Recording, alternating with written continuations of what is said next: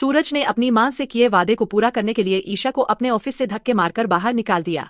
उस समय वह अपनी गलतफहमियों में इतना उलझा हुआ था कि उसे ईशा की कोई बात सुनाई ही नहीं दे रही थी। ईशा बार बार उसे समझाने की कोशिश करती है कि उसने कोई गलती नहीं की है और वह इस नौकरी के बिना नहीं रह सकती, लेकिन सूरज गुस्से में आकर सबके सामने उसे अपमानित करता है और बाहर निकाल देता है। ईशा की आंखों में आंसू होते हैं, दिल पूरी तरह टूट चुका होता है, फिर भी वह चुपचाप वहां से चली जाती है। ऑफिस के सभी कर्मचारी यह सब देखकर हैरान रह जाते हैं, लेकिन कोई कुछ नहीं कह पाता। तभी बंटी यह सब देख लेता है। उसे पहले से ही शक था कि ईशा के साथ कुछ गलत हो रहा है। अब उसे पूरा यकीन हो जाता है कि सच सामने लाना बहुत जरूरी है। वह तुरंत सूरज के पास जाता है और उसे रोककर कहता है कि वह बहुत बड़ी गलती कर रहा है। शुरुआत में सूरज बंटी की बातों को नजरअंदाज करता है, लेकिन जब बंटी उसे सख्ती से सच सुनने के लिए मजबूर करता है तब वह शांत होता है। इसके बाद बंटी पूरी सच्चाई बताता है कि ईशा अपनी मर्जी से आकाश के साथ नहीं है, बल्कि उसकी मां गुलाब सिंह के कब्जे में है और उसी डर की वजह से वह मजबूरी में आकाश के साथ रह रही है। यह सुनकर सूरज के होश उड़ जाते हैं। उसे अपनी गलती का एहसास होता है कि उसने गुस्से और गलतफहमी में आकर बहुत बड़ा अन्याय कर दिया। वह खुद को कोसता है और तुरंत फैसला करता है कि अब वह सब कुछ ठीक करेगा, चाहे इसके लिए उसे कितनी भी मुश्किलों का सामना क्यों न करना पड़े। इसके बाद सूरज पुलिस की मदद लेता है और पूरी योजना के साथ लंदन जाने का निर्णय करता है, क्योंकि गुलाब सिंह वहीं छिपा हुआ होता है।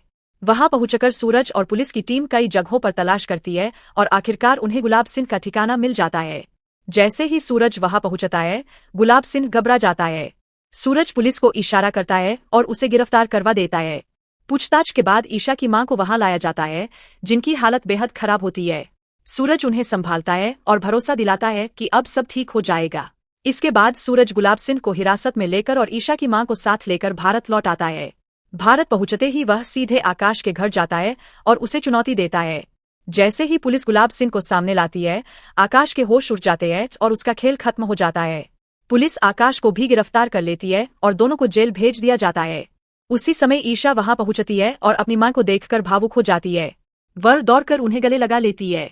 जब उसे पता चलता है कि सूरज ने उसकी मां को बचाया है, तो वह खुश भी होती है और हैरान भी। वह सूरज का धन्यवाद करती है।